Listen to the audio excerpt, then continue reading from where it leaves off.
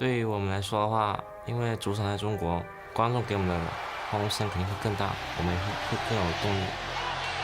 但其实如果输了比赛的话，我们压力也会更大，而且想要在中国留下一个冠军。You know, this is it. This is what everyone works for, like as a pro player, is to play at Worlds and just play against the best and prove yourself as one of the best. 第3次来到世界赛，然后我觉得我自己跟第1次比起来已经成熟很多，就是无论在一些 call 的决断上跟一些操作方面，我都觉得比 S5第1次来世界赛的时候好很多。At MSI, TSM split games with Flash Wolves, and now I'm on the team, and I think we're a lot better. So, yeah, I guess we'll see if I can back it up. Yesterday's loss against GAM wasn't as maybe heartbreaking as other losses might be. I feel like this will only be a one-time thing. Em nghĩ là họ sẽ xui dài dài. 当我们在分组里面遇到 SKT 的话，一开始会觉得有一点难吧，因为每一年打 S 赛 SKT 都特别强。 네, 그렇게 딱히 뭐 일이라고 어떤 감정은 없는데 저희랑 잘 붙네요.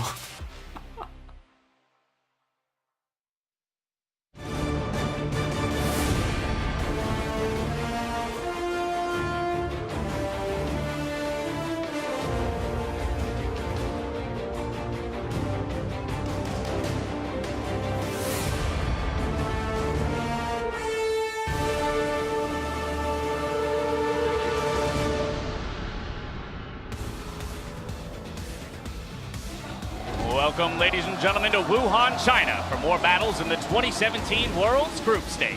We're ready for an action-filled day as the teams in Group D get ready to step on stage. Here, of course, you see all of the fans that have packed the arena today to watch our 6 games that'll take place. Plenty of fandom for the Chinese teams, of course, but we even heard some TSM chants earlier today. Some scenic views of the beautiful Wuhan, China, which is playing host to us the next couple of weeks. It's been a fabulous stay in the city so far. Look forward to the rest of the days remaining here for us. Of course, our international partners are also joining us. We've got China and Brazil here to cover and send it out to the rest of the world. Hello, and I'm James Dash Patterson here with Zach, Rusty Pie, Alberto Crumbs Rangifo, and Joshua Jat. Ladies and gentlemen, big day of games yesterday. We had a couple upsets, a couple surprises, but overall, very exciting. Are you guys ready for day 2? So ready, just so ready. The Ardent Sensor at first was a little disheartening, but then it just got blown right out of the water. We got to see everybody break the meta that really matter. GAM, DGAM, as well as Longzhu. Absolutely, those guys are rock stars. We're going to see the rest of the teams play out today. We've got our first view of the group stage yesterday with reigning champions SKT and AHQ Esports pulling ahead in Group A.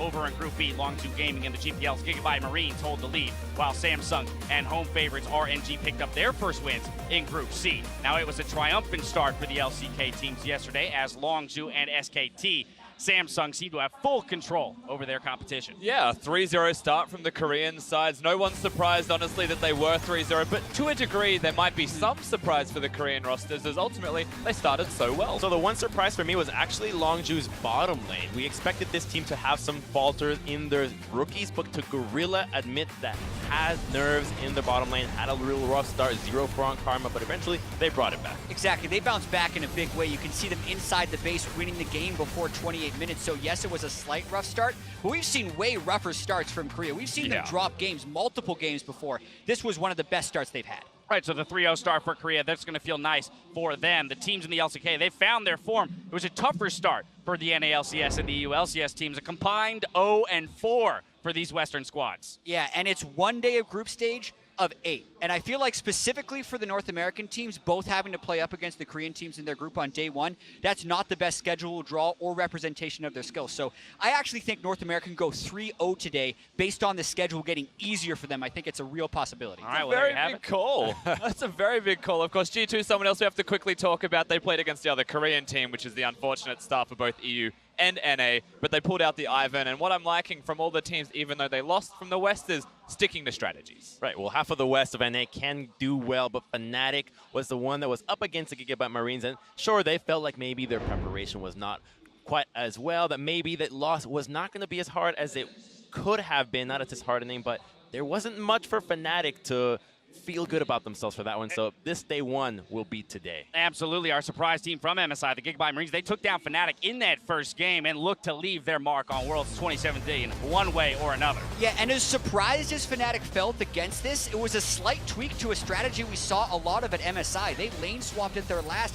major international event against NA and EU opponents. So they played it better this time. This was an evolution of the strategy because they had late game insurance in Ardent Sensor and Powered Trist, but they just actually executed very well in the early game. And the execution was coupled by tremendous preparation, looking at the draft, expecting what Fnatic would go with this Ardent Sensor meta, knowing how to play around their junglers, specifically Levi, always a carry for this team. And so when they're up against Longzhu today, I think that they have a lot more to bring to the table. All right, well, today it's time for the teams in Group D to start their road to the quarterfinals. Kicking things off with the clash between TSM and the Flash Wolves. From there, Misfits Gaming, they're going to make their international debut against Team WE before the teams in Group B and A step back on stage. And of course, it means that a Western team's got to get a victory today, dash in game number 3 when Immortals play against Fnatic. If nothing else, that's exciting for the West. Take it when you can. Yeah, guaranteed victory for NA or EU. And I do want to elaborate a little bit on my claim that North America is going to go 3-0 today, because what I saw from them yesterday was them sticking to their domestic style and being confident in doing so. For Immortals, it actually worked against Longzhu by getting 4 deaths onto Gorilla early on in the game. For Cloud9, it didn't work, but it has worked so many times for them in the past. Faker is not going to be on every opponent team. I feel like it is much easier to camp mids in the rest of the group, or at least generate pressure through that area of the map. So from what I saw in the losses, I'm still pretty confident about their ability to win today. Yeah, the region style seems to be there from NA, and I agree with that. Of course, TSM, the one team we haven't seen, so the 3-0 still may be up in the air for that one, but I agree from what we've seen of NA and some of EU, maybe not Fnatic, they have looked like they've been able to keep that style on the world stage. Well, either way, it's about time for us to get into the game, so we've got Pastry, Kobe, and Vedius ready for our first game. And as we head over, Bjergsen tells us how Worlds has been a year-long process for TSM. I think during the split, a big meme that came up was like, oh, TSM is just practicing for Worlds, but that was a real thing, not just playing what was going to net us wins, but actually playing what might be meta by the time Worlds comes around, and we have to be able to play comps that we're uncomfortable playing or we're not used to playing or just doesn't play to our strengths at all. And that combined with always working on the root problems rather than, the short-term fix that's going to net us wins. I think we had a lot of grueling conversations within the team, even when we were winning, because we noticed small things that just have to be better. And it's very stressful in a team environment, but we recognize that throughout the entire split, it was like, it's not about winning NA, it's about going to Worlds and doing well. So I think our mindset this year has been a lot better for that. Thank you, Dash. I am Julian, Patriot Time Card, joined by Sam, Kobe, Hartman, Kansler, and Andrew Vedius Day. Kobe, good to have you here. And Vedius, congratulations. It's the first time you'll ever get to cast with me. You are welcome. Yeah, congratulations. Pastry has decided to bless you. In all seriousness, the stage is set for the first game of the day between 2 of our summer champions, TSM from the NALCS and MSI semi-finalist Flash Wolves. With that, let's take a look at our competitors, starting on the blue side with Flash Wolves. In the top lane, soon enough, it is MMD. In the jungle, there's Casa, mid laner Maple, ADC Betty, support Soda, and their coach Steak. And their opponents are going to be Team Solo Mid, playing on the red side in this game. Up top is Haunter. In the jungle, Sven Skaren. Mid, Bjergsen. AD carry Double Lift, support Biofrost, and Coach Parth on stage. And like the Flash Wolves, TSM have dominated their region over the last years, winning the 2017 Summer Finals against Immortals. And it's the big rematch from the game at MSI that knocked TSM out of the tournament. I think that many fans will remember that final decider tiebreaker where Flash Wolves were able to come up big and were able to take that win. And I'm sure TSM are looking to get a bit of revenge. Definitely true. And TSM, there is a lot of hype around the team coming to Worlds. Talking about Summer, talking about all of the interviews that have come out of the boot camp around Korea. They definitely are very high expectations for this team, especially since this time around, TSM have avoided getting a Korean team in their group. However, Flash Wolves, slightly lower expectations and slightly lower hype for the team coming this year since Summer wasn't that great for the LMS. However, just recently, since we got here, we were talking to a lot of the players, and in the last 2 weeks, the boot camp here apparently was extraordinarily good for Flash Wolves, and so even TSM members are giving a lot of respect to these guys. This might be, the most difficult opponent for them in the group right now. Flash Wolves definitely looking good at the moment. It definitely feels like, based on what we've heard from some of the teams and players, that it could be these two teams fighting for the top of Group B, and that just makes it all the more exciting, given that when you look at Flash Wolves and how they perform domestically, it was very easy to see the gap between them and AHQ, and everyone was like, how well will they really be able to perform on the international stage? But this is a team that has that tendency to always show up when they really need it. And let's go over the stars here for Flash Wolves that people will remember, because one of the things in their favor is definitely these legacy players. I mean, they have a lot of experience. Karsa and Maple were always the guys everyone pointed to. That mid lane and jungle synergy is something that could very well return for them. In addition, Sword Art, big shot caller, big playmaker from support. We'll see how he adapts to the Ardent Sensor meta. And the thing is, during the regular season, the Flash Wolves did struggle, especially around in that mid-jungle duo, and Sword Art, he was responsible for a lot of their success. He really had to step up. As you said, he became this big shot caller, this big playmaker, and it's exciting to see how throughout the regular season, especially around playoffs, all of these superstars really came into their own. And I think on their opponent's side for TSM, we can see pretty similar parallels. Well, that is incredible, actually, juggling the hand warmers. Clearly feeling good before the game is started. But again, strong mid-jungle synergy and strong play from Bifrost. TSM support very recently kind of moving into this, into Worlds. So I think a lot of hype behind these two teams. Certainly disappointment from both of these teams at the last Worlds as well. So we heard it from Bjergsen, team looking to improve, but Flash Wolves, they're going to come out guns blazing as well. Right, and the other thing we heard from Bjergsen, this team is always eyes on Worlds. Their goals throughout the entire regular split is always practicing towards international competition. Because they have dominated North America so often, it's always about coming to Worlds, having a good performance here on this big stage. And there are high expectations on this group for them. Like we already talked about, many people seeing this as the group of life for TSM, but I feel like that over the last few weeks and how the meta's been developing, every team in this group sees this as the group of life, and there's the possibility for a lot of exciting upsets. And all of that could start today with this really exciting matchup. I think the most important thing to remember is this is the first time we will see these two teams for Worlds. Remember, two very strong teams, and I think if we are expecting them to be very competitive versus each other and vie for those top two spots, winning this first game not only sets your Worlds campaign in motion and starts off on a good foot, but beats an opponent you're probably expecting to struggle against as the tournament moves on. Yeah, these very well could be, as we talked about, the top two in the group. Team WE also in the group. They looked a little bit weaker in play-ins, but also have been improving into the boot camp. So you can't trust too much with all the boot camp talk and scrims and stuff. That's why we're so excited to finally get our actual test here on stage and see how they have adapted to this meta. Because as Bjergsen talked about, they practice a lot of things that could be very useful here, as we've seen so far at Worlds. Well, let's see what the preparation has brought these two teams. Flash Wolves on the blue side as we kick in a champion select. TSM over on the red. Cogmore and Jarvan, the first two bans for Flash Wolves, and two marksmen on the TSM side, Kalista and Ezreal. Kalista continuing her trend of being banned all the time. Now what we saw from some of the European teams yesterday was banning away these big Ardent Sensor supports. Those are going to be left available, along with the Sejuani, which is another big ban that right now is still available for both sides. Sejuani as well as the Galio. And Galio, even after some nerfs, has been very instrumental in a lot of teams' dynamic play here and a lot of the objective control. That is something as well that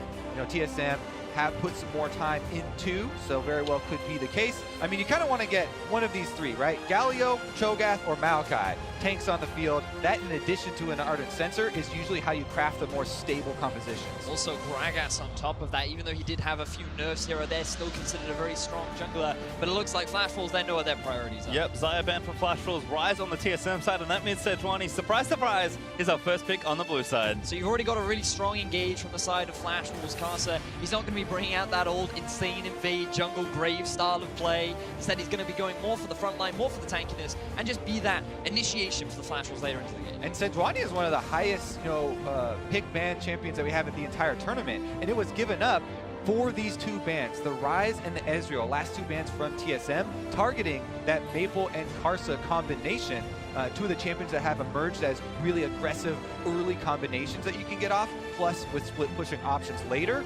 So TSM looks like the way they wanted to get those out of the way and then go kind of toe the line here for the meta. There's your Gragas Vedius, and they've got one of the premier Ardent Sensor users. Some people prefer Janna, some people prefer Lulu.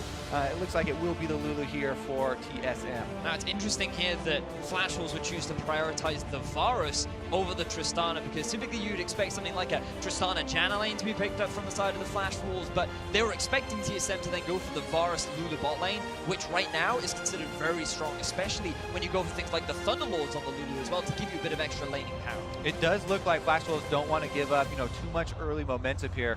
Grabbing that Varus as early as possible. One of the reasons also why Varus, is super popular right now, in addition to strong laning phase, is the fact that he has that passive for tank busting.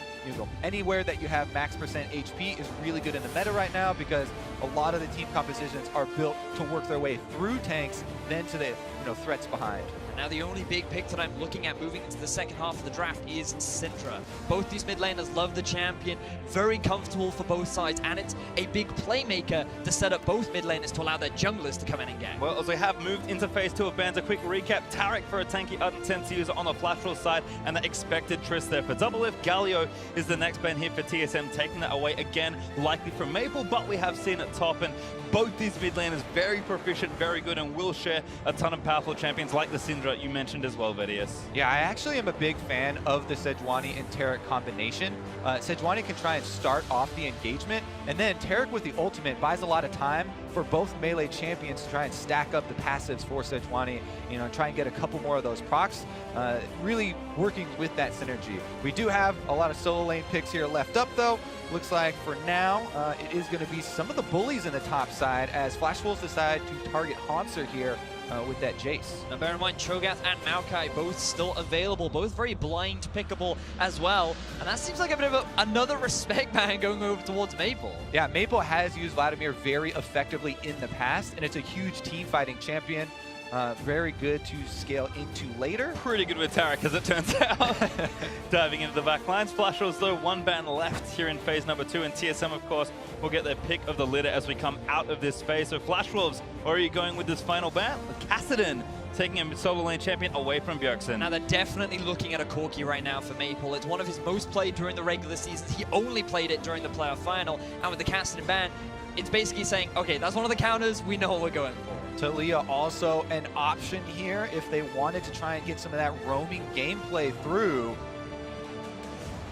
But the Syndra does go over to TSM this time around. That does somewhat block the likes of Corki and Talia. So I think Bjergsen taking the proactive pick, and Flash Wolves will now have a chance to respond. Always a little terrifying to see Bjergsen get his Syndra. This man is undefeated during the regular season on the champion. He's one of the best performing Syndra players that we have here at the World Championship, and it's just such a big comfort pick for him, and it's one of the champions that he made a name for himself all the way back when he first came onto the scene. And in addition to Bjergsen's specialization on this champion, it's also extremely good when we're having team fights like we talked about. A lot of teams setting up for these 5-on-5s where you have to work through the tanks, and good Syndra players have been able to land these stuns through tanks into the backline, and anytime, even if you stun the backline of the enemy team and you don't go for the kill on them, if you're stunning them and CCing them, you're just delaying their damage, and that buys time for you to win basically the tank health war, which has been very important.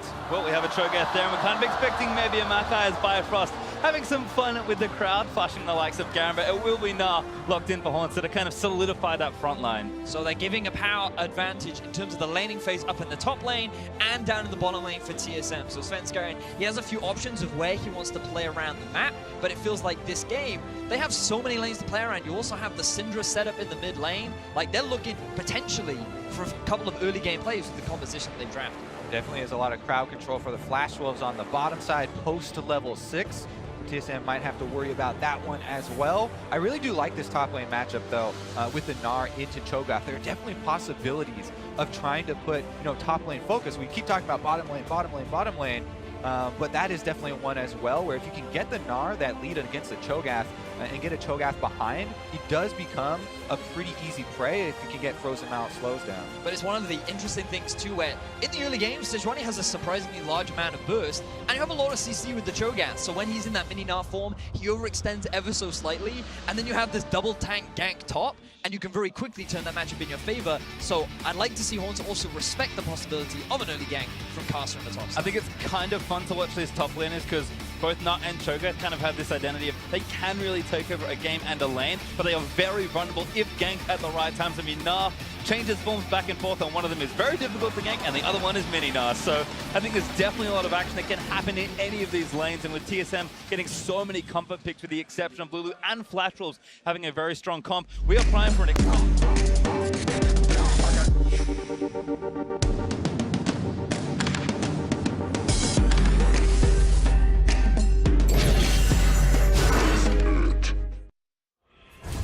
Well then, let's see what happens here. Flash Wolves and TSM are taking to the Rift for the first time here in Worlds 2017. Not the first time these two teams have played against each other, and not the first they've been to Worlds, but it will be their first encounter here for this tournament.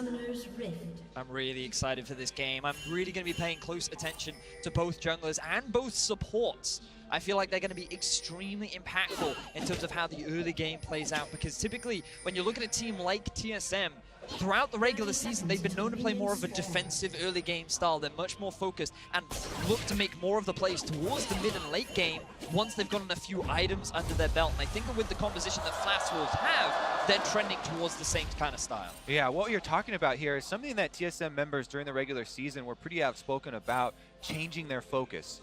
People will remember this TSM roster from last year at Worlds, and going into that Worlds with just absolutely very fast game times, smash the region, and we're just looking to power through games basically. But after that, and after the defeat there last year, TSM made a conscious choice to focus a lot more and practice on coming back in games and winning games where something went wrong early. So that led to a lot of these longer game times and more sort of thoughtful mid games. And when you look at a team like Flash Wolves, they've just been so dominant within their region, especially around playoffs, that they've been able to get a lot of their leads during the early game and especially during the laning phase. And against a team of TSM's caliber, I feel like that they're just going to have to slow things down. And especially with the way the current meta plays out, with the composition that they've drafted, we're going to see a lot of team fights later on to the game. Well, certainly a bit of action here on the bot side. Sorta and Bifrost going back and forth, but a lot of damage being done there to Bio.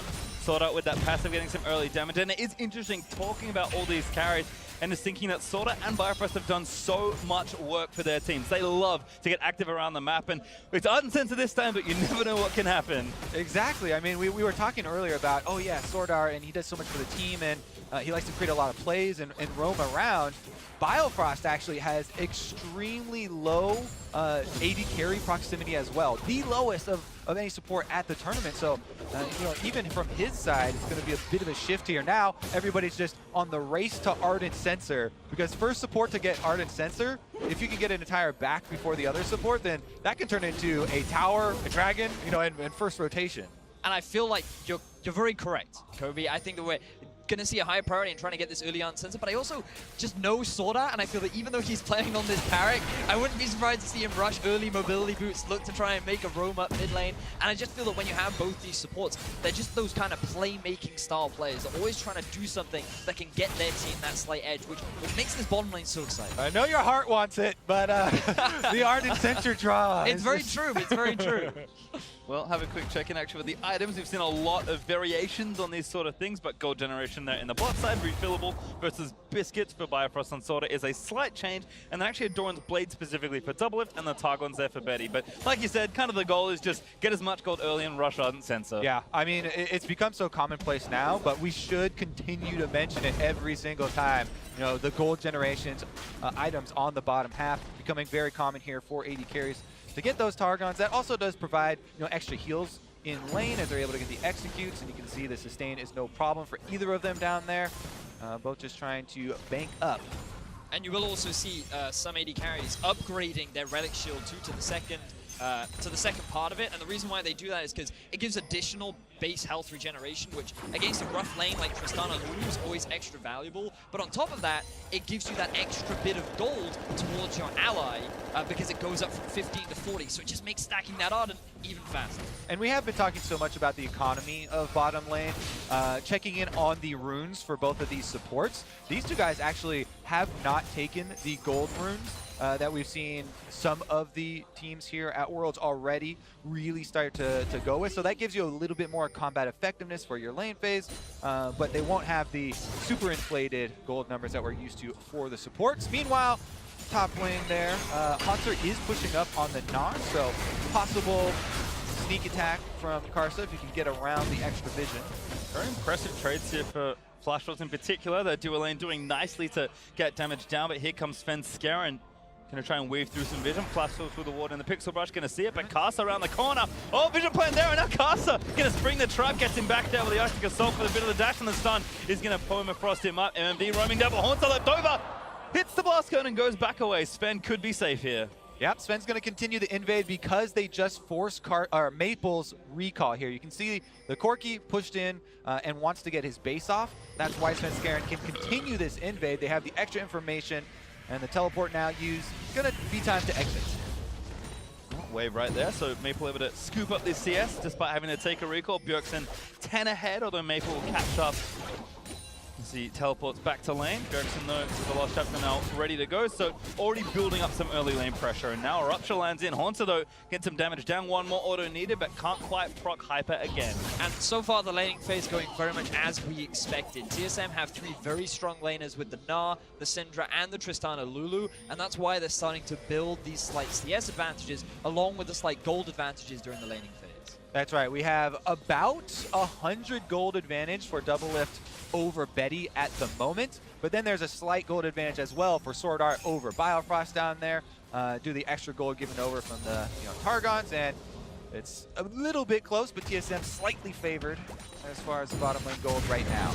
And when you think about TSM, and again, going back to their regular season, they're not afraid to play when they have a minor deficit. Like, usually, in the majority of their games, they're either going even or slightly behind. They don't try and force a huge amount of plays in the early game because they do prefer that defensive style of play. And the fact that they have strong laners right now and they are keeping that neutral game the way it is, this is very much a game plan and a play style that TSM is very much using. Yeah, this is what the game right now is what you get when both teams opt into the focus on trying to farm early for the less volatile early starts here. This is group stages, the first game for both of these teams, and we're approaching level 6 here for the junglers as well. That's where you get a bit more playmaking.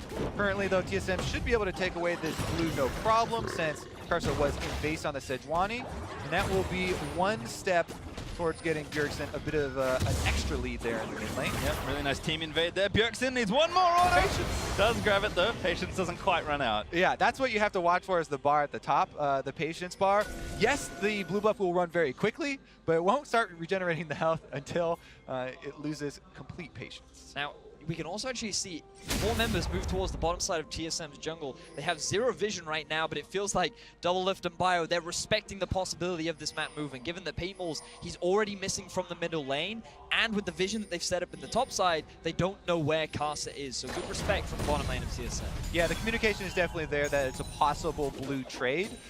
Currently, though, Flashwolves just move in for the vision, place the wards down, and Karsa has backed off probably to get the Scuttlecraft first so that you can have that extra speed to run away to, if things do go wrong. But having seen the extra recalls here and with all the vision, he starts it up. Collapse here onto the blue, though. Potentially Sven is going to check this. This might not available for him, though, so maybe he can bluff it. Have to see. Karsa should be okay with this one. Bottom lanes are roaming up, but Sven might get stunned. TP in action from MMD. The stun is going to land smite onto the blue buff. Bjergsen also there. Sven forced to flash out of his own jungle. Blue buff goes to Karsa. I don't know about forced. He does flash at the end there, but a little bit jumpy. The teleport was canceled for MMD, so it turned out there was going to be an exit path, but you can tell how first game of Worlds for these teams, they do not want to give up first blood. And Sven does have to blow his flash there, or does end up doing it regardless. I feel like he was just showing a lot of respect to his opposition. He realized that, oh, okay, bottom lane is also roaming up. You also have the top lane TP. You don't want to run into the risk. Yeah, but now he's going for a play after blowing his flash, so it is a bit risky on the bottom side. Gonna have to give a lot of respect to Karsa once he shows. Karsa's still there as well. Sven snuck around the speed shrine vision, but hit a control ward trying to get out of the way. So Karsa's still holding court here on the bottom side of the map. Certainly has reign of this area. Again, solo laners for TSM still looking good, but the bot lane assault's kind of mounting here for Flash Wolves.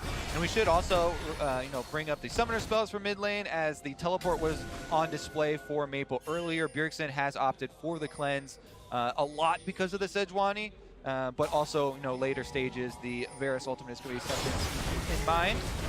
Also keeping an eye on itemization, especially between the two AD carries. That's a Berserker Screws Varus. But this is a BF Sword Tristana.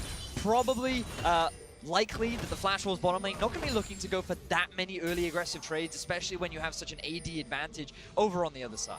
Right, what it can also do, with the extra move speed, there's a very big discrepancy between a Tristana who's trying to get the BF Sword spike, so no boots at all. Even with a Lulu on your team trying to speed you up sometimes, this Varus is going to have extra movement speed to try and get into position to hit that ult. And we talked about the post-level 6 crowd control of the bottom lane here for Flash Wolves. That's a possibility to keep your eyes on if they wanted to try and create a play. And I love the early magic resistance coming out from Maple too. You can already see he has the components towards getting himself the Hex Drinker, still showing a lot of respect towards Bjergsen, doesn't want to run the risk of getting bursted out again because he is running that TP. He doesn't have that defensive summoner spell, and he's just saying, all right, I know how hard Syndra can hit, and I'm gonna avoid it for as long as I can. Yeah, it's no Bramble Vest, but I like it much better. Certainly a necessary precaution as Maple kind of zips around some vision. Bjergsen looked bot, but was spotted by a nice controller just to right of mid. Bjergsen again still kind of getting a slight CS lead here, but now going to go back and probably finish his first major item. Morelli Nomasan has been the standard for a while, so should have enough money now, if not very soon. Double Lift still playing up. Betty going to back off the charge and against Sword Art, healing him up, keeping him safe, and kind of this bot lane parity continues. Now the only other thing we need to keep our eyes on is the potential swap from bot up to top. And the main reason why we're likely to see that is because the early dragon on the map is the Cloud. And in terms of priority, teams are going to be looking at that Rift Herald to give them that early tower advantage. And when you have this pushing power of the Knot already in the top side, it means you can send the Tristana, who is great at sieging towers, along with the Lulu on a good push, and maybe take that first tower top and very quickly translate it into an early Rift Herald. And it would make sense from TSM. It's about whether or not Flash Wolves want to try and react to that play, or if they just want to try and trade it on the other side of the ball. Pretty incredible amount of attention being paid to this bottom lane as well. Karsa and Svenskeren once again swept their way down there. But a couple wards there for Flash Wolves, making that a little troublesome. Still TSM holding strong in their solo lanes. Mid's okay, Bjergsen up 10, but Haunter actually has a nice lane lead of 20 CS and the Cull ticking down, so really investing in his mid-game power. Yeah, it's worth bringing up the wards that TSM have invested. Those control wards on the top half of the map have been there quite a while. TSM have invested several of them, and they've been moving them around a little bit, but that has allowed a lot of extra confidence here for Haunter on this matchup. As you mentioned, the Cole is actually pretty close to popping there. Only 36 left for it, and we'll see if the game does start to kick off after that. And we talked about the priority on the Cloud Drake. It feels like Flash Wolves, they've got their eyes set on it. We were just talking about how TSM have all this vision invested topside. It means the bottom is completely dark. And Flash Wolves, they're taking advantage of this. They don't have much deep vision, but they do have full control around the river. And having this bit of early game mobility will be a nice advantage. It also opens up to the possibility of maybe another strong Drake afterwards. First Drake looking good there for Flash Wolves. They'll happily collect the Cloud, but that slight gold advantage in bot lane actually paid off because Sword Art had the sensor for a potential fight, and Double Lift, he's in trouble to get out of the stun after jumping out, but the Chain Corruption is perfect! Lulu barely here in time as Double Lift's trying to flash out of the way. The Buster Shot already used, and Double Lift lives through it. Yeah, and on the top side, TSM had made a movement up there, but Betty and the Flash Wolves are sticking around on this bottom turret that are trying to get the bonus gold. They don't have the minion wave to continue the push though, and TSM, they're going to use this as an opportunity to take away some of the enemy jungle camps, but Flash Wolves, their eyes aren't getting that first tower. They went for the Drake. TSM should have been aware that Carso was in the bottom side of the map because it was visible. Everyone knew that the Cloud Drake just died, and they were playing a little bit more reserved, but Flash Wolves, they make the play anyway, and they're going to get the very first tower of the game. Sorta powering all his teammates, looking good as Haunter gonna get a TP out of Maple. Actually, he's got the package. Haunter about to transform, but he got the turret very low. This is an interesting call here because both teleports are topside now. TSM are bringing 3 people. They could try and force. Might go for a play here, but Maple quite strong with 2 items and a Hex Drinker. Trinity Force not done, but it might not be enough. Haunter, Mega Knight gonna threaten them off the turret, and TSM will make an eventual trade. Bot outer for top outer. I like the TP up top from Maple because it avoids the risk of their top laner dying. They still have the ability to get the collapse or make the cross map play rather with MMD's TP as well. And I think that the whole move was very defensive and good. But the teleport didn't get them anything. They could have equally saved the top laner by just having MMD back away from the turret and seating it. The tower did go down anyways. Regardless though, Maple's going for some damage on Bjergsen. Got the packet as well. Might be able to threaten something under the turret. Bjergsen gonna have to play safe. Doesn't really have heal, just cleanses his other defensive summoner, so Maple gonna burn the package in a way, but that's Bjergsen likely forced off this turret, or at least has to pop that potion. And again, the tempo continues for Flash Wolves. Now on the Rift Herald, playing very fast now that Sword Art's upgraded to that first major item, but TSM looking to respond. Now bear in mind, both TPs are up, engage half. Another ulti there, Sven gonna get caught for the wild growth, in onto the Gragas, he flashed out of the way, Bjergsen looks for the stun, but doesn't quite get it. The ultimate from Tarek is gonna complete the rest of it, but the nom down. First blood for MMD! Flash Wolves, they're the ones to start off the Rift Herald, they're the ones to start off the fight, and they're the ones to find first blood in this game. They're gonna continue it as well. The heals come through for Tarek. Ardent Sensor healing everybody up. Maple does stick around in mid lane, and he could try and collapse on a TSM as well. Haunter was building up the Gnar raid, but it looks like TSM might abort. Loving the confidence from Flash Wolves. They know that TSM at this point in the game should be stronger with the Syndra, with the Gnar, but they are not afraid to force these plays. They move to the Rift Herald. They feel they're in the better position, and they're able to get a collapse, and now they're the ones that are in control of the game. Yeah, enough burst there. Witcho gets ultimate to go first blood, but we'll watch this one again. Svenskeren immediately gets CC'd. They have a good chain, and he drops off an ultimate on the way out. Teleport from MMD was in a great position, though, and that flank, easy feast for him, able to stack up. And I feel like TSM, they split off on what their decision making was, because we saw Maple come in from the flank, and immediately Bjergsen, Double, and Bio all turned towards Maple, which just abandoned Svenskeren. Even though we saw a great ultimate onto Sword Art, straight into 3 of the carries, it was not utilized or taken advantage of, simply because their focus was elsewhere. And right now, the Varus with the Rage Blade completion on that single item does have a pretty decent spike, whereas Double Lift went for the Shiv first, for the bigger AoE, the bigger minion clear, and is working on the Infinity Edge next, but it's going to take a while for the extra multiplier to come through. So Flash Wolves are feeling pretty good about their position here. The lead for them isn't tremendous at the moment, but they do have a good amount of control. Still a very even game in Flash Wolves. They still have their eyes on this Rift Herald. The moment that Training Force is completed for Maple, I feel like they're going to feel even more confident, especially with the Righteous Glory already done and good to go for MMD as the Rift Herald starts off once more. Yep, Flash Wolves back on the objective. TSM are around to respond. Haunter and MMD cannot make it here though, so a 4v4 at best.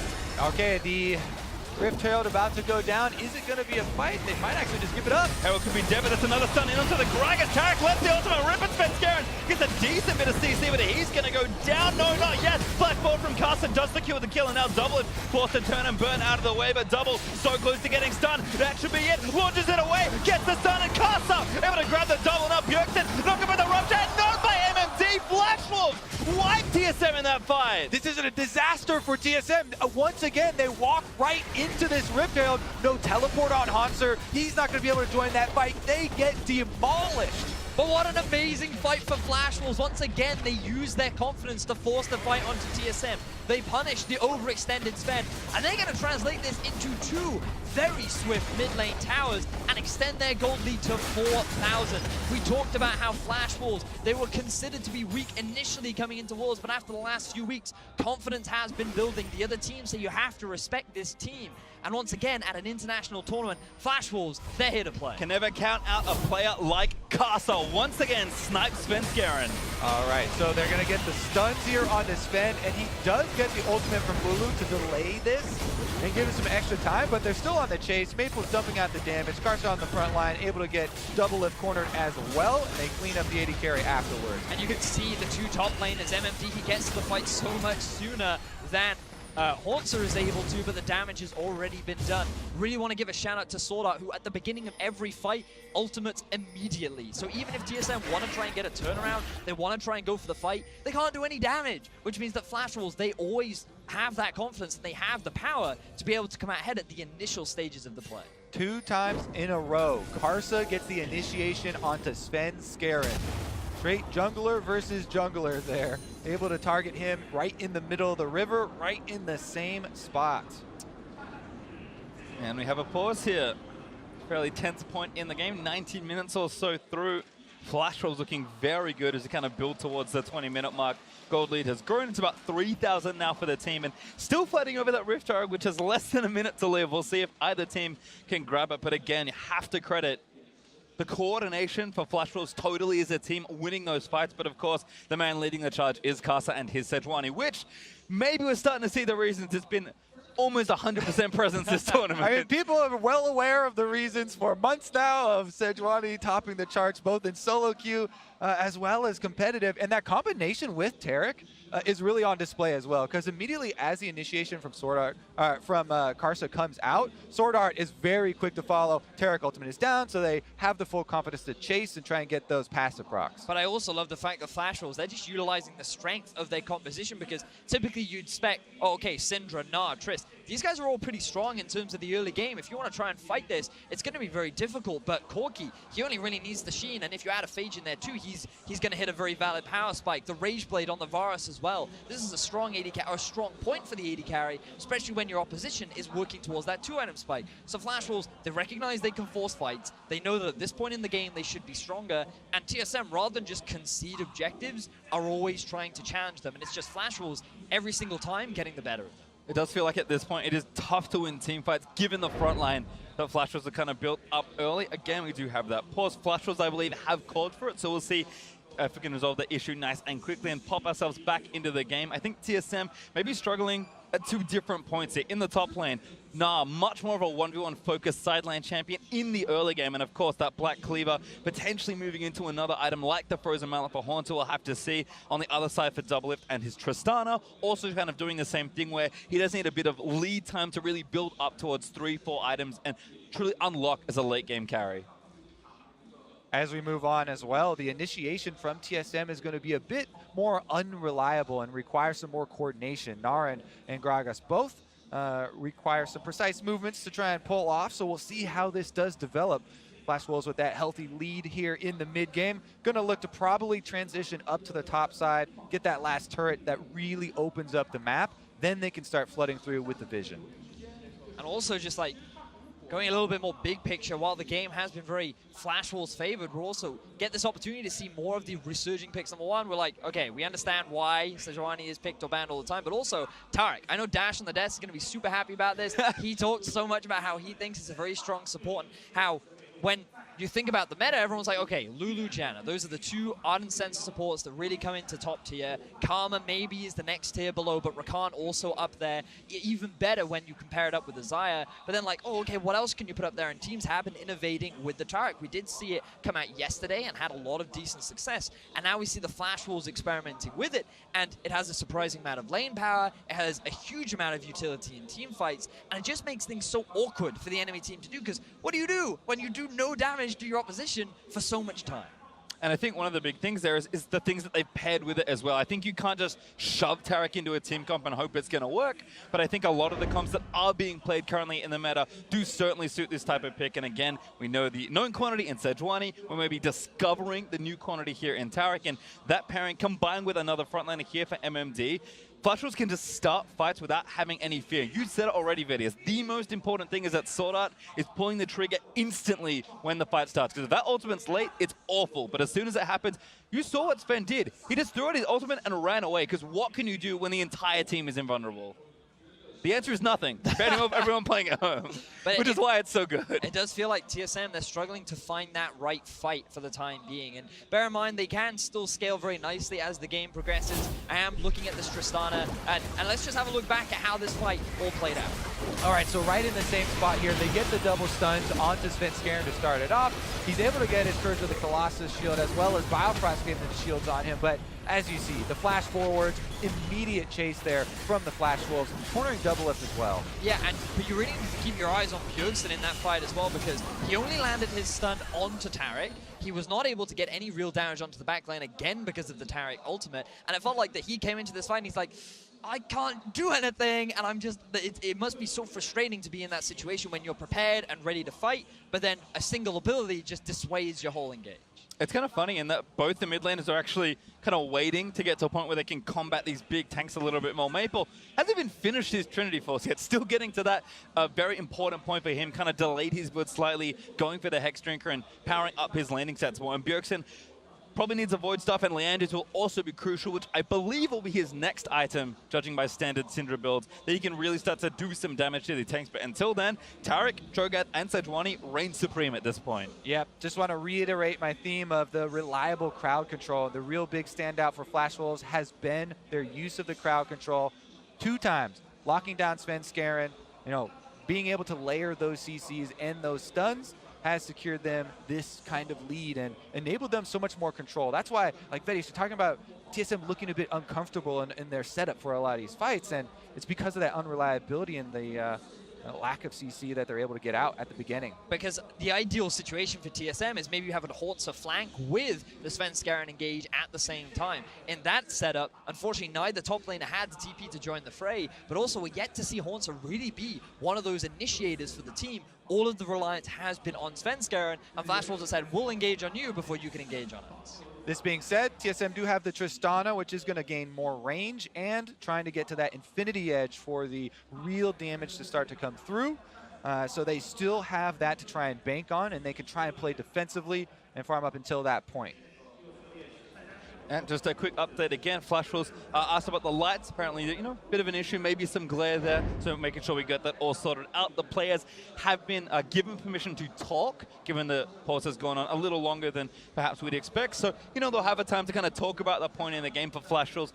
I'm sure they'll be hitting on a lot of the stuff that we've already gone through. Their game plan seems to have been executed nicely at this point for TSM. Likely talking about, okay, we know kind of where our insurance is, where our late game is going to be, and where kind of how we want to transition through this mid game, and likely talking about, okay, we're behind, but not that far behind. How do we get to that point where Double Lift and the rest of TSM can take over? But it also gives us that opportunity to recognize that Flash Wolves is no pushover team. They came in as the pool 1 of the group, and right now they are displaying their dominance as in their debut match of the World Championship group stage. All right, well, back into the mix now as Double Lift and Maple squaring off there in the top lane. Again, Rift Herald still on the table for not too much longer, but looks like Flash Wolves have decided on the Drake instead. This is a potent 2-man Drake team as MMD, if he wants, able to feast it away, but gonna leave the job to Kasa instead. And you can just see the prioritization of vision from both sides. Flash Wolves, they've got a lot of the entrances towards the Drake entirely warded up around the mid lane as well, whereas TSM, they've got their eyes set on this Rift Herald. But I don't think Flash Wolves want to give this up without a fight.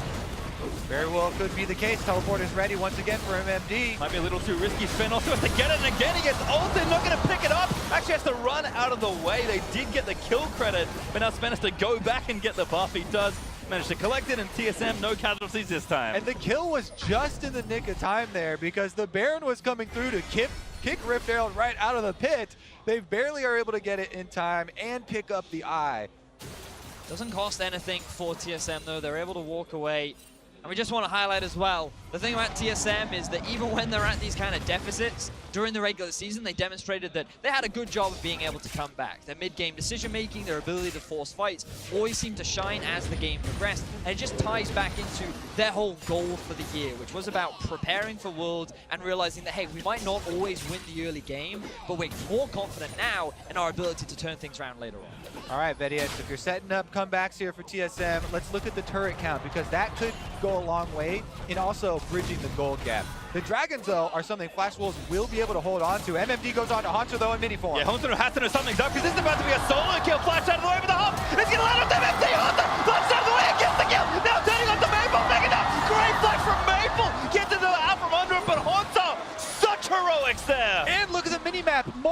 other members of Flash Wolves were heading down there. Haunter gets the outplay on the highlight crew right there. Maple finds himself hands empty and almost gets chased out. Massive outplay coming in from Haunter, really punishing MMD for going in way too hard when he did not have the support of Maple. And now TSM, they're pushing down mid. This opens up the opportunity for that Rift Herald to get some of that standing gold back that we talked about in the turret.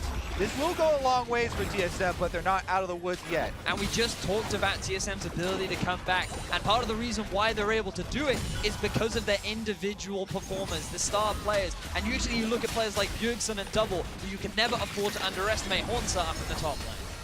A little bit about the build there from Haunter as well enables it. You know, you want to build flat health versus the Cho'Gath for the ultimate. Yeah, you know, the Vaporal spikes are going to do some percentage health, but Haunter had just enough to survive and then get enough rage to transform for his fight with Maple. So he barely is able to get, you know, the victory off of one fight and turn that into an extra flash blown by Maple, which should probably be counted as another victory. Yeah, I just wanted to add there, Kobe. Look at all the summoner spells that were used from Flash Wars. 2 flashes, both from MMD and Maple, and even the TP on cooldown for Maple, while Haunter still has his TP up and available, which means the TSM, they've been able to claw some of that game back. But let's have a look at how this play happened. All right, so there's one of the summoners you're talking about, the teleport used at the start of it. MMD does use Righteous Glory to get into position, but he doesn't get the slow onto Haunter, who sidesteps the Rupture, flashes over after jumping on top of Maple's head, using his teammate to be able to get over and assist for the kill. Then he forces Maple's flash there with the transformation. And flashing away from Maple was so crucial because you saw how low he was at the end of that fight. He needed to create a gap just so that Maple physically could not hit him. Now he's been able to pick up a tower, and they've been able to equalize the tower score. So the tower score has been equalized, and the gold has gone to that Infinity Edge, now completed for Doublelift. We're approaching the period in the game where TSM feels more comfortable in these 5-on-5 team fights. The crit multipliers have come through. You know, the slow for the Gnar has come through as well, but Sven is getting locked up here on the other side of this wall. Respectful flash there, but Custer over the top. Bjergsen comes up on MMD, looking for a fast flank, a huge chain of corruption. Almost gets the team, and Bjergsen is going to get knocked down the wall. Growth is going to save him as Sven doesn't have time to cast it. Bjergsen still living for a little while longer. Scanners the back in and kills Sona. Bjergsen still alive as Haunter about to go mega. Huge team fight going on between the two teams right now. Doublelift is able to force Flash Wolves back. It ends up being a 1-for-1 trade, and both teams walk away fairly even. You have to watch all of the extra people entering from the sides of this fight because it looked at the beginning so good for Flash Wolves as they cornered the carries there from TSM, but both Doublelift and Bjergsen were able to sneak out of this one, and they answered 1-for-1. All of the kills, by the way, notably for Flash Wolves, are on their front line. It's on these tanks. So let's take another look at it. And just keep your eyes on the aggression from Carson, but also on the ward on your minimap at the back. TP immediately comes in, and this is what gives Carson the confidence to go for the flash play onto Bjergsen. A great chain of corruption from Betty, tied up with the ultimate from MMD, makes you think that TSM are going to instantly lose this fight, but this is the power of Lulu, and it allows TSM to get the turnaround. Oh, and Bjergsen almost went down at the beginning, but Biofrost gets the Lulu ult on him, then he dodges there for the turnaround. Flash Oh my God, they're rushing in. Baron MMD with the ultimate, beautiful from Flash will steal the Baron from TSM. What a quick decision from Flash Force. TSM was still resetting from the fight. They didn't have the vision in the river. For the majority of this game, they've invested vision topside, but the moment they drop it, Flash Wolves pounce and they get themselves the Baron. And the timing is so good for Flash Wolves because it's another 30 seconds left on the Drake, so TSM didn't even get to answer with the Drake as their consolation prize for this objective. Flash Wolves, Baron Empowered Recall, they're right back out on the map trying to push those minion waves and get the pressure reapplied. And now we've reached the mid-game, Kobe. The game is just picking up in terms of pace. We talked about how there's going to be so many more fights, and that's what we have left to look forward to. Flash Wolves, their eyes are now on this top tier 1. They're going to round things out by taking out these final outer towers and open up the map a little bit more. Got to keep a tally there on how many turrets they're able to get with the Baron buff. Looks like TSM have decided they were going to give up those turrets anyways, and so they do end up going for the Drake and grab it. That does mean Flash Wolves are going to take the outer turret very quickly here. In the meanwhile, Haunter finds Karsa in the jungle. Don't think Haunter minds too much, kind of built for tank busting with this build as Gnar, and now with the rest of TSM hanging out on the red buff. But Kasa, very sneaky, steals the red buff. Also, another thing we should bring up here as we're talking about these mid-game team fights is the double Warmogs for the Flash Wolves front line. You know, they can afford to go in for little skirmishes like that, take a little bit of damage, and then just get out of combat, fully regenerate, and keep up these sieges. We may see Flash Wolves with this more healthy front line be able to apply multiple times. How a doubleless reflexes. Oh, the ultimate does get him, and he rocket jumps out of the way. Kasa in a great position to try and snipe the bot laner of TSM, but doublelift stays alive. Keep your eyes on Maple though. Remember, he has the TP and he's the one that's been sent to the bottom lane. They do not trust that the Cho'Gath can hold his own against the Gnar anymore, especially with both the Frozen Mallet and the Black Cleaver completed. So having the Corki, level 16 Trinity Force and Rapid Fire Cannon done, he's going to have a much easier time not losing his life to Monster in the side lane. Monster's still well equipped though, has a Bramble Vest and a Spectre's Cowl for some early resistances, is starting to build into that tank side. And again, as this game ramps up, like you mentioned, VDS, keep an eye on the carries and their builds, but for now, Flash Wolves still assaulting with a minute left on this Baron. Haunter has transitioned over to the mid lane as well, holding those minions, and Flash Wolves trying to control this red quadrant that's got a couple pesky wards. Haunter ready with the flash, but doesn't need to use it. Kasa actually doesn't have his ultimate right now, still waiting for the cooldown to come back up, and Flash Wolves just running TSM across the map, trying to poke holes until one of the turrets falls down, because for now, they've only gotten one outer turret, but looks like this siege could be good. And just note how Flash Wolves are manipulating all three waves, constantly rotating and Seth spending game. Garen gets one, but it's only Kasa into the back of the team. The Wild Growth burn for an extra knockoff as Haunter did transform, but he can't make it into the back of the team. Yeah, Sven was looking for Betty there, almost got the angle, doesn't quite do it, so Betty still has both summoners available after the engagement. Very quick heal from Sword Art as well to keep Caster alive, but now their eyes are on the mid tier 2. The engage from TSM is unavailable. Haunter is in mini form. Flash Wolves, they feel very confident. Haunter jumps over the wall. Maybe too much, but could be okay. Kasa actually getting a little low as Maple will finish off the outer turret. Baron just about to wear off, so Flash Wolves managed to find two structures and do a lot of damage to some others. Yep, able to use this Baron buff to wear down a lot of the defenses of TSM. Their front line has healed right back up with those Warmogs, and they're thinking about continuing onto the last outer turret here on top side, but decide to leave after Baron buff expires. And again, TSM will get a chance to breathe here, but keep an eye on the farm. Doublelift working on that third item. Probably needs a Last Whisper as well to really cut through this front line, but Rapid Fire Cannon should not be far away. Void Staff also very close with Bjergsen. So as TSM kind of hit those item breakpoints, I think then they can feel more comfortable picking straight up fights. And it's not that Flash Wolves can't team fight themselves, but for a lot of this mid-game, these fights have been very unfair given how fed Flash Wolves' front line has been. I just love the engages that Flash Wolves have been setting up. It feels like it's always been on their terms, and we yet to see TSM really get themselves a successful fight. We saw one go even earlier on, and that was very well played from some of the individuals on TSM side, but they need to be the ones trying to find these fights now. We want to be seeing these flanks from Haunter. We want to be seeing Sven land onto those carries rather than knocking the tank into the enemy team. But you can just see these level disparities starting to build. Level 14 Kasa to 12 of Sven, 17 Maple to 15 Bjergsen. And it's just because of the early lead from Kasa and because Maple can sit on a side lane that Flash Wolves are utilizing these level advantages, make it even harder for TSM to really find or even win these later fights. Something else to keep track of here, it's interesting to monitor the support choices with their itemization, because there is this breakpoint after Ardent Sensor. Yes, everybody agrees. Yeah, that's super boring, and that's what you're gonna rush. Then we get into the interesting stuff, right? We have a Mikhail's now for Biofrost, which we've seen already in this tournament a couple times. Instead of the AoE heal here for the Redemption, which kind of applies more Ardent Sensor buffs and gets you this reset, and that is good for Flash Wolves for Sword Out because they have multiple 80 carries with the attack speed, even benefiting Sejuani and the like. But the Mikhail's now is going to keep Doublelift even safer, and there is the extra gold that Doublelift gets put into offensive items on the Tristana rather than having to buy a QSS for himself like Betty did. Exactly that, and also Flash Wolves, they need to think about getting themselves a Locket too, because it's really effective at mitigating some of the bursts that Syndra's going to be looking to throw out. And while the damage from Bjergsen is going to keep ramping up, Maple, he's no slouch either, already level 18, and he is looking scary with the Infinity Edge now done on Flash Wolves. Good look at the gold graph there and how much damage the Baron buff was able to do. Flash Wolves, really nice pickup, sneaking that one and being able to take down a bunch of turrets afterwards. Now we are 40 seconds away from Baron number 2, though, and we'll see if that money is enough for Flash Wolves to get the second. Last strike before Elder as well, as Haunter and Maple actually having a bit of a scuffle. Maple pretty strong here, but Haunter standing his ground. That froze him out is such a nuisance as MMD roams up to help his mid laner.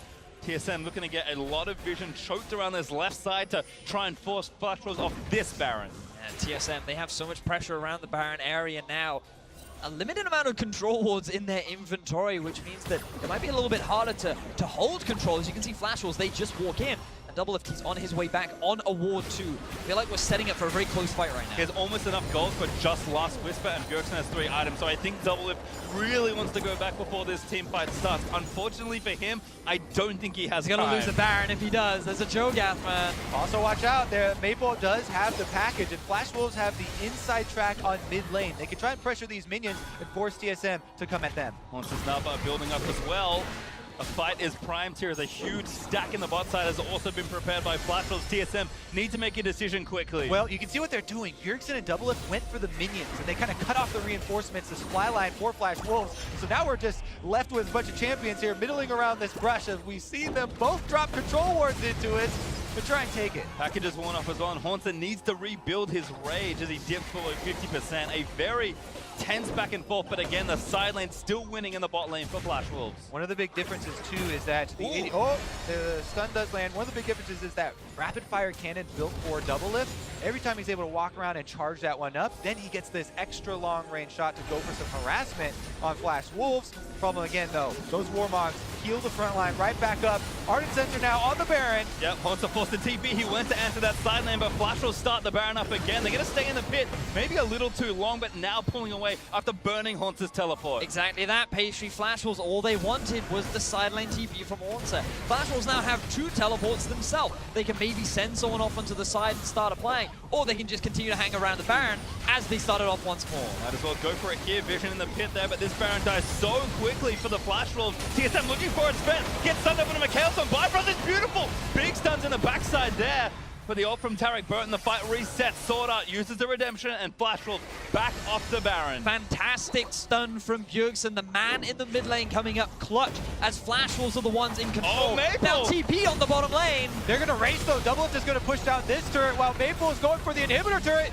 Maple should be able to get this. The wave is there, but TSM needs to get back. 3 caught in the mid lane as MMD pops the Righteous Glory. He's got the stone plate. Maple gets the bot side turret. TSM scattered here. Flash Wolves want to stop these back so that Maple can actually get the inhibitor turret, but Haunter got his off. But the moment Haunter goes back, that's when Flash Wolves now go, we want to now start off the Baron. You've only got 3 members. Doublelift desperately wants to back to buy, and Flash Wolves are back on the Baron. Double has 2,000 gold sitting in his inventory. TSM just cannot make Flash Wolves take their foot off the pedal. Again, they back off the Baron after a feint. Haunter forced to walk from bot lane to mid lane just to make sure nothing goes wrong. And finally, it feels like Flash Wolves will give it up for now. There's still a giant minion wave in the bottom lane for Flash Wolves. Doublelift purchases and is able to go clean it up now and finally got his last Whisper. Meanwhile, Haunter on that Mountain Drake to even them up. 1 cloud, 1 mountain apiece.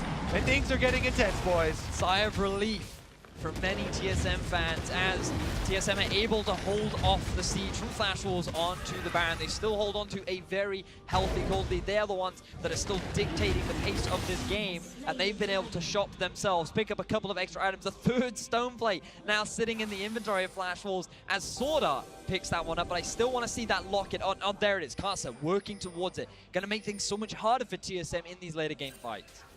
The stone plates here all built up for Flash Wolves. You have to watch out for those activations. It's huge, which they can turn the team fights. Now you have to also worry though, don't stack those up with your Tarek ultimate, because TSM, they're able to kite out those cooldowns. Then they would have a pretty big advantage with the re-engage. Another fight, Teddy corrupted, massive Smith Garrett gets there by the ult as Maple looks for the flank. Doublelift gonna force him away, but Haunter looking to go mega.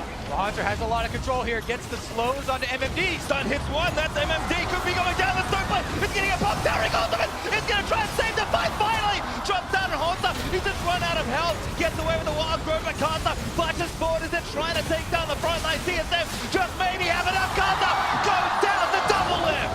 A little bit too deep there for the front line.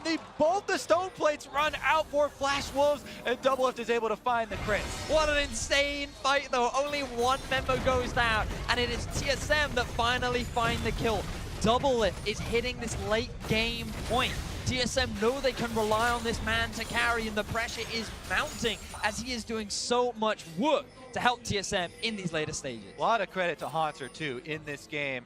Being able to use the speed differential here on this champion is huge, and he's able to balance that Gnar Rage. But Flash Wolves are still in the lead. They have the extra gold.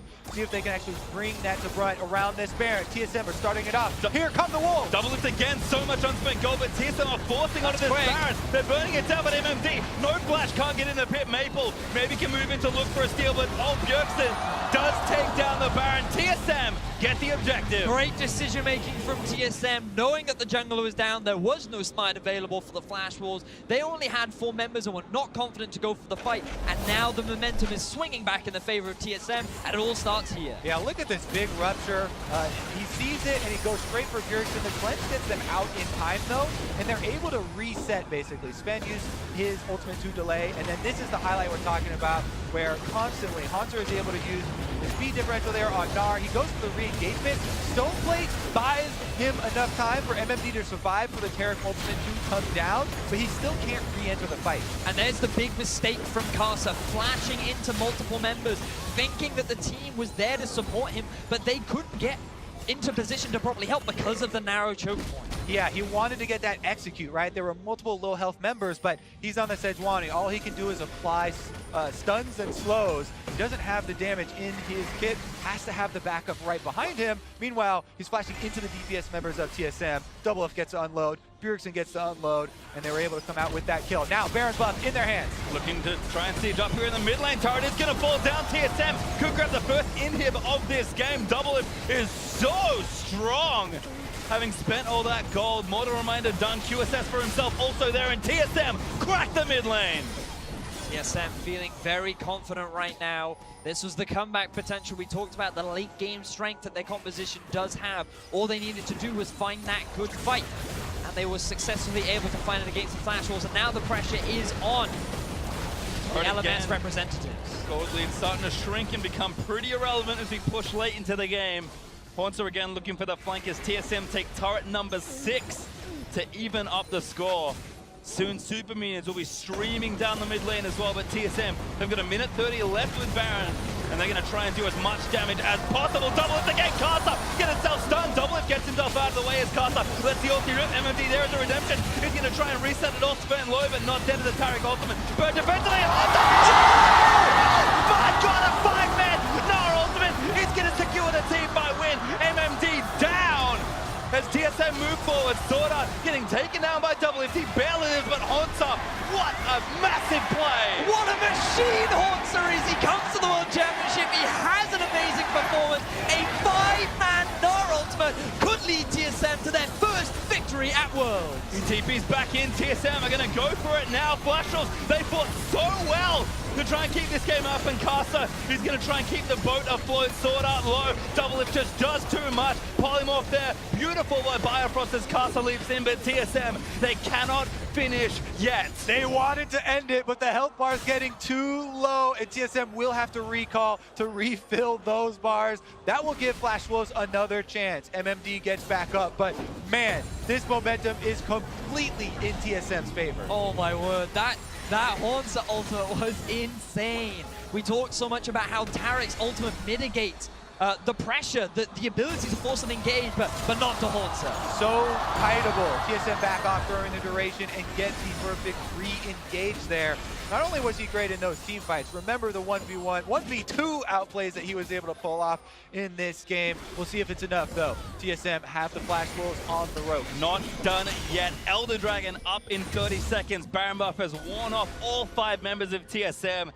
Doublelift has finished his final build. Bjergsen has a death cap now completed with an extra needlessly large rod, and this is likely going to be our final team fight of the game. Got to put yourselves in Flash Wolves' shoes. Their backs are against the walls, but they do have some control wards around the river here for this dragon. They want to find an unsuspecting member of TSM walking through Fog of War. They try Sven Skaren, but he's a bit tankier now than he used to be.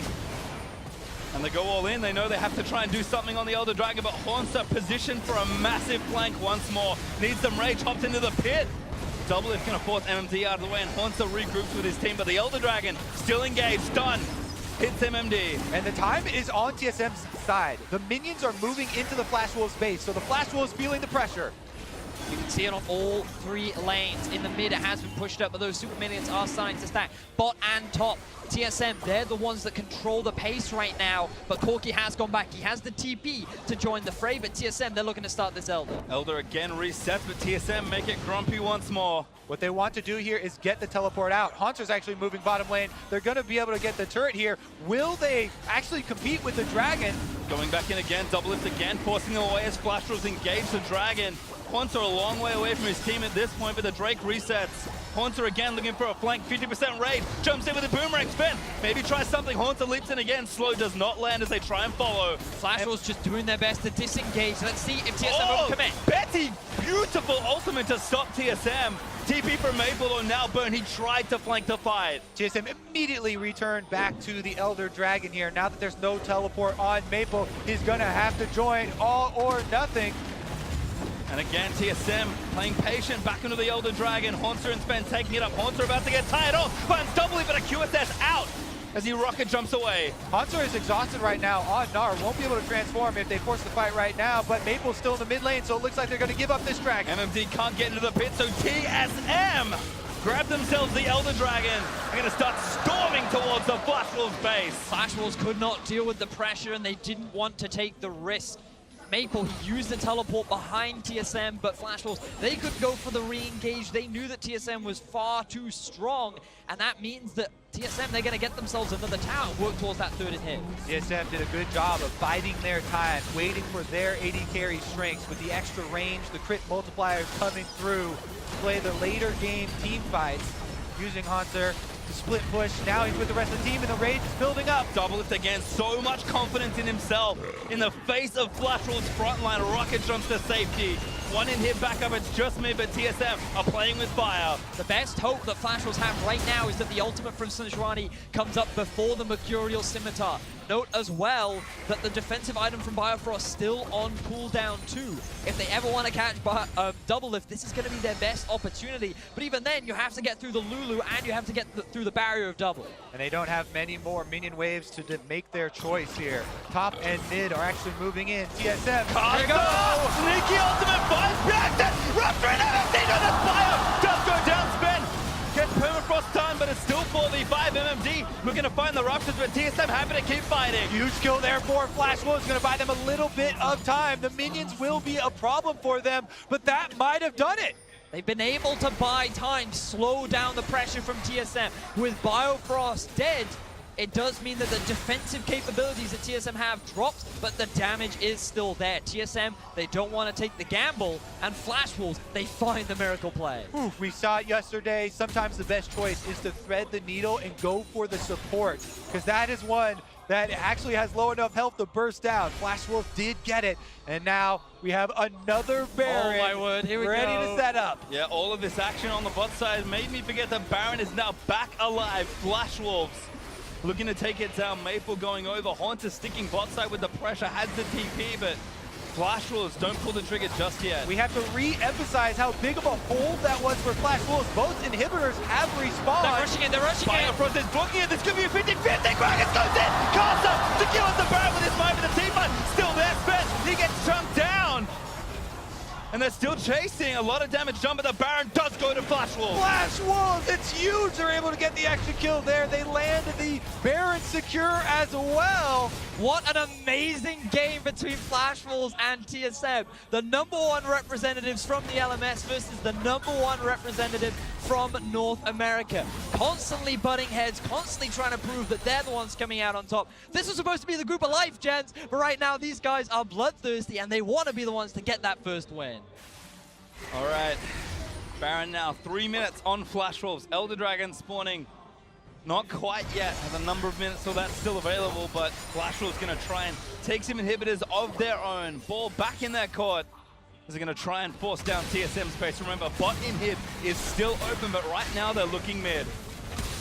Double lift on the front lines here, trying to clear out the minions before they get into the TSM base. Full damage on Maple as well, rounding things out with a Phantom Dancer. His eyes are just dealing as much damage to the front line as possible because that's all this is. Whoever kills the tank first wins. And so far, Doublelift has been one of the big damage dealers, just shredding through MMD and Casa. But Betty and Maple are no slouches either. They're looking to do the same as Flash Wolves got their eyes on this inhibitor. Keep your eyes on these big ultimates. The disengage from Sven could negate a lot of the time from the Taric ultimate. Here it comes! Taric ultimate in, but Betty actually knocked up just enough, but the ultimate was good from Gragas. Doublelift trying to cut it out of the way, but Haunter with the blade of the Royal King that he just got. He's trying to fight it out. Sven though dies again to Maple, and TSM forced to play 4v5. That's one of the big tanks gone now for TSM. Flash Wolves are feeling confident.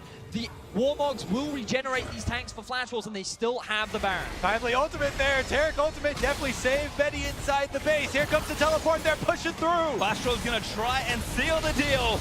As Caster taking some heat, but again, Tanky moves back in. Haunter forced to watch out. The permafrost does land, but he gets out safely. Turret down though. Remember, the bot lane inhib is still exposed. Flash Wolves, they could just very quickly rotate down, but their eyes are on the top. There's 28 seconds left on Sven Skaren for the Gragas to get back up. Flash Wolves can take the outer turret, but the inhibitors will be difficult.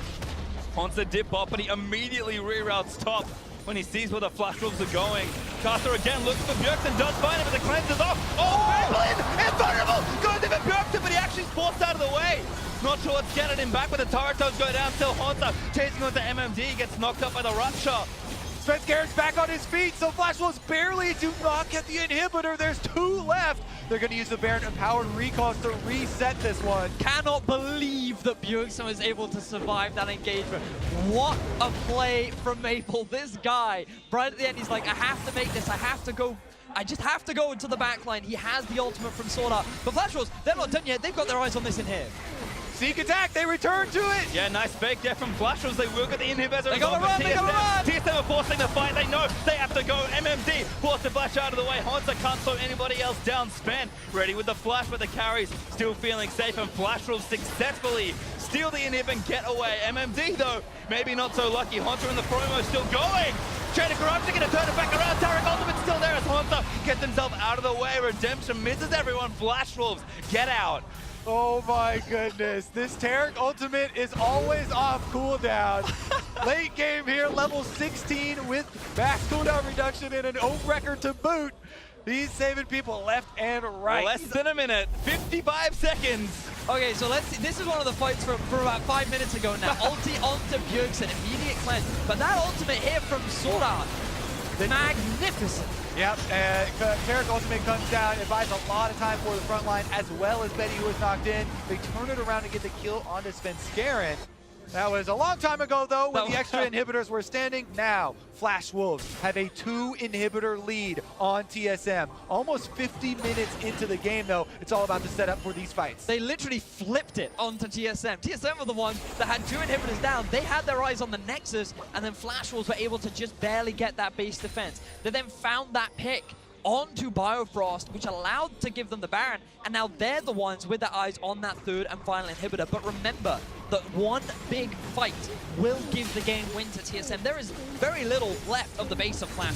Or the game to Flash Wolves. One fight is all it needs. That's all it needs. It's literally on a knife's edge right now as to who will take this game. It was even the same inhibitors. Video says, look at the roller coaster we have been on for the first game of day 2.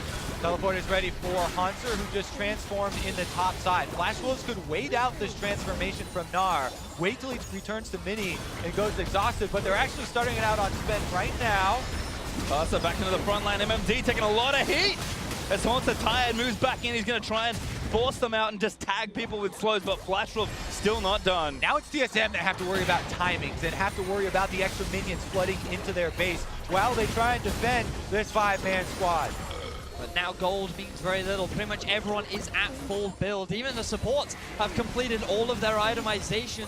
Full-on utility from another tank on the side of Flash Wolves.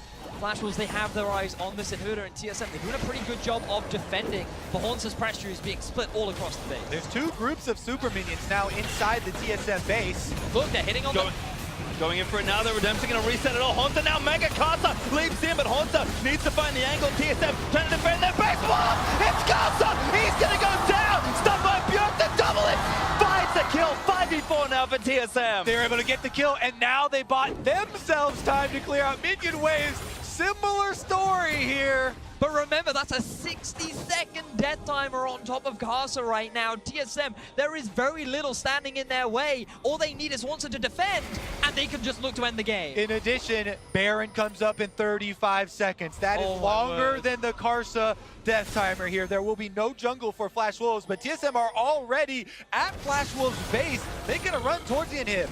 I think they're just going to go for it here. Minion wave not quite there just yet. In fact, that won't be there in time. Minion hip under threat, but MMD's going to make it back. Maple does so much damage. Haunter is forced to TP, and TSM are going to keep going. Yeah, they spread themselves a little bit thin, but they want this inhibitor. Doublelift does so much damage as Maple just eats it. Haunter does take the inhib down. And now they can retreat to the Baron. 18 seconds left on Karsa. This is going to be so big. It's hard for Flash Wolves to run through this fog of war. If you close the map off, they're teleporting into the base. They have 2 TPs. They might just grab a TSM. Going to try and take the Baron. Maple, he's the one down the bottom side of Bjergsen. Instantly goes back to Baron. He's going to get burnt out. TSM do get it. Now need the Baron recall back. Maple is trying to go for the game. That's going to be 3 inhibitors here. Flash Wolves are going to get double super minions in every single line. Amazing decision making from the Flash Wolves. TSM, they had control of the Baron. They were guaranteed to get it, and Flash Wolves had to make the split-second decision. But now, TSM will defend with Baron buff. 6 super minions trying to make their way towards the base. Elder Dragon on the table. They get the knockout. They caught maybe Sven. Double is still going in. The ultimate there as he body slams out of the way. Open from Tarek. Flash was not going to have the cooldown of TSM. Look to re-engage. They're trying to make use of this 30 seconds. The Elder Dragon is up and available to force. No team has long. MMD still with his own TP as well. Watch the super minions as they move towards Maple. He's actually just cutting mid lane. TSM, you can have the Elder Dragon. Maple wants the game. No, he does feint back towards the team. There is no ultimate from Cho'Gath available. He can't steal it, but Karsa could try and go for a smite. Karsa, can he get in range? He's got the flash, not going to get it. Sven able to secure it. Redemption was looking for it. As Maple forced to burn the package. Haunter looks for the solid flashes in. Benny, and then fouled by Doublelift. There's the kill. TSM find one. That's a carry dead as now Flash was grouped up. Get knocked back in. MMD move back into the team. He's dead as well. That's going to be TSM with the Elder Dragon pushing into the base. But look at Maple once again. He's trying to get the backline, but I don't think it matters. TSM, they've got their eyes on the game. Race is on. One knocks his turret up. But Flash was Maple. He's going to try it here as Sorta. Looks to delay. 2-man stun. Redemption down for TSM as Castle. Also in the mix for the turret. Is down. The Nexus exposed. And TSM win the thrill game here at Worlds. The size of relief on TSM. What a hard-fought 54-minute game. It could have gone either way. But North America, they get the win. Look at that celebration from TSM and Doublelift specifically finding the AD carry at the end. You can see Doublelift there holding his hands out. They were shaking as that game finished. A slugfest, 54 minutes as the teams will shake hands for the first time here in Worlds 2017. A few hugs and smiles exchanged. If that's the first game for these two teams, we have a lot in store for this group. What a way to start day 2. Flash Wolves did a good job forcing early on, making use of their slightly earlier single item power spikes and getting the lead on TSM. But it wasn't enough.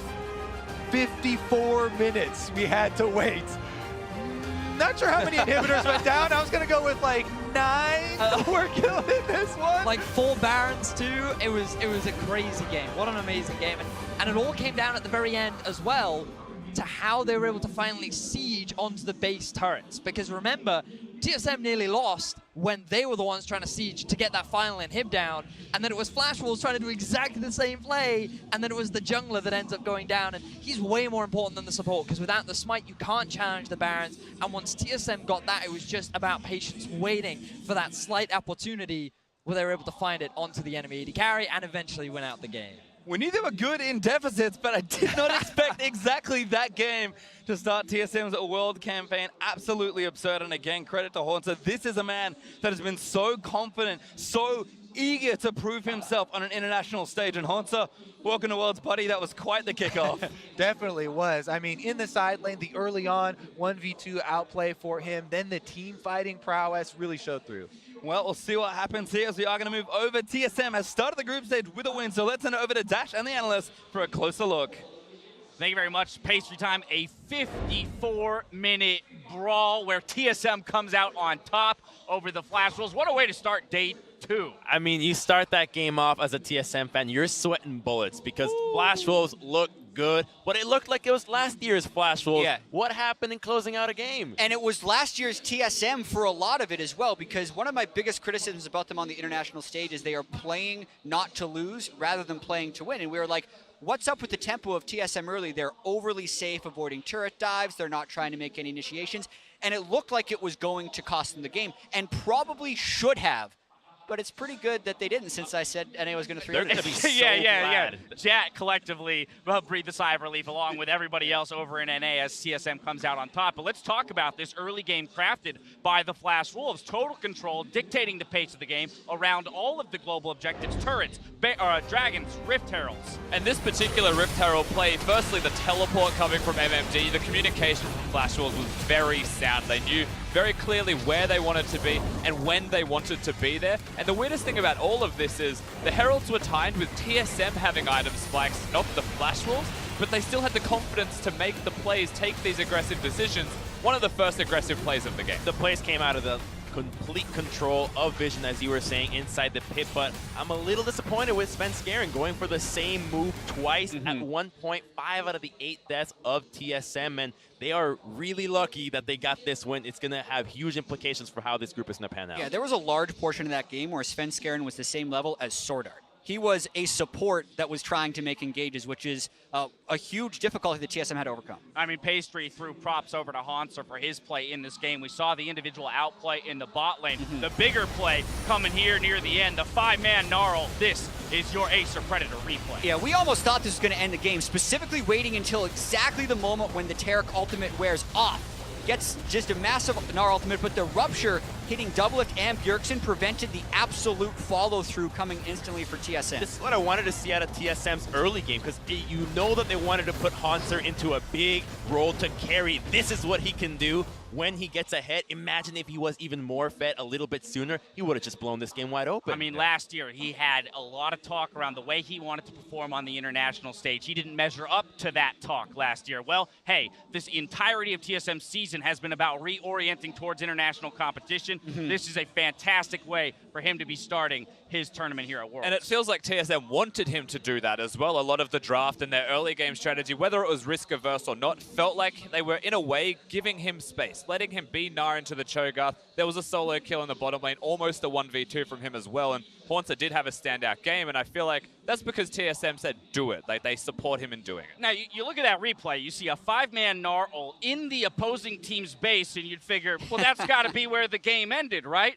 No, heck no. The game went on for like 20 minutes more until we end up around the Elder Drake. Here, TSM finds the pick onto Betty. Doublelift leading the charge. This will be your game-winning team fight. Let's take another look. Yeah, so much of this game was about trying to cut through stone plate tanks, and it was these very slow, drawn-out team fights. but the instant he sees Betty is taking a path different than the rest of his team, Doublelift goes directly for him. They match Mercurial Scimitars for the move speed. Fire Frost helps him in at the end there, and this gets a little crazier from here. And it gets so hard for the Flash Wolves to actually contest Doublelift because early on the range is fine against Tristana, but the later she goes, she gets so difficult to reach between Rupture, between Sejuani, and Tark has no chance of even connecting onto her. And you can just see the gold graph of what was going on in this game. Flash Wolves could have ended this game, but TSM clawed their way back. I find it fascinating to look at those damage numbers and to see that TSM actually has fewer kills at the end of the game than the Flash Wolves have, when they clearly dealt far more damage overall. Cho'Gath, Sejuani, Warmugs, Stoneplate. Those are huge numbers, right? So when looking at Hauntzer's DPM numbers for the rest of the tournament, remember this game happened where he had 950 smacking a Cho'Gath all game. All right, well, there you have it. TSM comes out on top in their first game against the Flash Wolves. I want to know from you guys, though, for Flash Wolves, how they reset themselves, right? Because you mentioned the fact that this game should have been won by them with the lead that they had built for themselves. That's going to be crushing from a mentality standpoint to lose this game on day one for them. Yeah, I want to emphasize that it is game 1 of 6, and if you win out after losing the first game, you're still first in the group no matter what. So there is so much still to play, and this is the group that does not have the Korean team, and there is so much on the line for that first seed. So I think they can absolutely bounce back, but they need to have more commitment to making the play. There were even moments during the game where they hesitated for 2 seconds on a Baron call, or they were a little bit slow on a teleport. That can't happen when they have the idea of a play. Just make it, man. They're in the lead most of the time. They have individual commitment when Maple decides to TP and go for the inhibitor play when the Baron goes in. That was an amazing play, but as a team, they're really struggling to have everybody on the same page 30 minutes into the game to say, hey, this is how we're going to march in and take the victory. But what they do have is a lot of positives from a game like that. Even though they lost, maybe the indecision's still going to haunt them, there's still so many positives that they can look at least promoting further through at least draft even in their coming games after. Well, for more on that game, let's go ahead and check in with Shox, who's standing by with TSM's AD carry. Thank you very much, guys. Here with Doublelift. Very intense game. The analyst desk was talking about it a lot and how the Flash Wolves kind of lost the initiative at some point in the game, but it was one to come back from for you guys. So can you walk me through how you got back in the game and what the most important factor in those late game team fights was? Well, when we got really far behind early game, we did a lot of prep about Flash Wolves and their habits and like the way they want to use Baron and the way they play when they have a lead. So I think we were just really good at anticipating their next play and then always trying to get a trade or stalling out their play, because kind of like our biggest mistakes before was when the enemy team got a lead, we would just keep fighting because we were a notoriously good team fighting team. But at Worlds, like, we're still a really good team fighting team, but we couldn't just smash our heads into them and hope to win. So we had to play a lot more cautious and stall the game out until we got like item spikes. So with Trist, as soon as I got like 4 items, I can 1v5. So we were kind of just playing for that. I like that you mentioned the fact that that's something that you specifically worked for and that was one of your weaknesses beforehand, because we're looking at this roster. You guys are coming back with an unchanged roster. Obviously, you took a break in spring, but do you feel like you guys have matured enough to take that extra step now this year? Yeah, I think for sure we've matured a lot. Last Worlds, I was playing really bad, and I think everyone on the team we didn't have the right team mentality, and we thought we were super hot coming off of winning NA, and like that Worlds teams wouldn't be that much considerably better than NA teams. I mean, other than the Koreans, obviously. But this Worlds, we treat every team with a lot of respect. Every team in our group, even though we're supposed to be like, I don't know, we're supposed to be a strong team within our group, we put a lot of respect to our opponents. And I think taking that humble attitude, we've been learning a lot in the last month. Well, a game like this must be good then, because you went through a lot of emotions and scenarios in it, and you talk about being more humble and maybe not as overconfident, but the community and other players have been throwing you guys a lot of hype, obviously. Gorilla said yesterday that you're such an amazing player, a god on the Rift. So how are you keeping calm under all of that? I think I've just been playing well in practice, and other teams maybe like they want to praise us and overhype NA teams as usual. But I'm just trying to make sure it doesn't get to any of our heads, and I don't think like we're the kind of team anymore to listen to that and be like, yeah, we're the shit, you know, we're so good. But I think we're more like super cautious and just thinking, oh wow, we have a lot of expectations to live up to. Like we better meet those expectations, or else the fans are gonna be really sad. Well, that's very happy to hear that. I'm not gonna let you go without a little bit of possible trash talk. IMT Fnatic later, the big EU NA matchup. What do you think, Doublelift? I think IMT is gonna smash Fnatic. We'll see. Well, we have one game coming up before that, a fantastic battle between Team WE and Misfits Gaming. So that'll be right back after the break. Bjergsen looks for the stun, but doesn't quite get it. The ultimate from Tarek is going to complete the rest of it, but the nom down. First blood for MMD. Now Bjergsen looking for the rupture, not by MMD. Flash Wolf wipe TSM in that fight. MMD goes on to Honcho though in mini form. Yeah, Honcho has to do something's up because this is about to be a solo kill. Flash out of the way over the hump. It's going to land on MMD. Honcho flash out of the way and gets the kill. Now turning on the Maple. I'm going to stun here. I'm going. We can blame. Go. Close the target. Corgi. This could be a 50-50. Gragas goes in. Casa secures the barrel with his fight with the T-Fight. Still there, Spence. He gets chunked down. Gets knocked back in. MMD moves back into the team. He's dead as well. That's going to be TSM with the Elder Dragon pushing into the base. TSM win the thrilling game here at World. If you want to follow the best of the Rift, then you need T-Mobile, America's best unlimited network. We've doubled our coverage, so you can stream Worlds in more places than ever before. With T-Mobile, don't miss a moment from the first battle, all the way to the lifting of the Summoner's Cup. Another reason why T-Mobile is America's best unlimited network.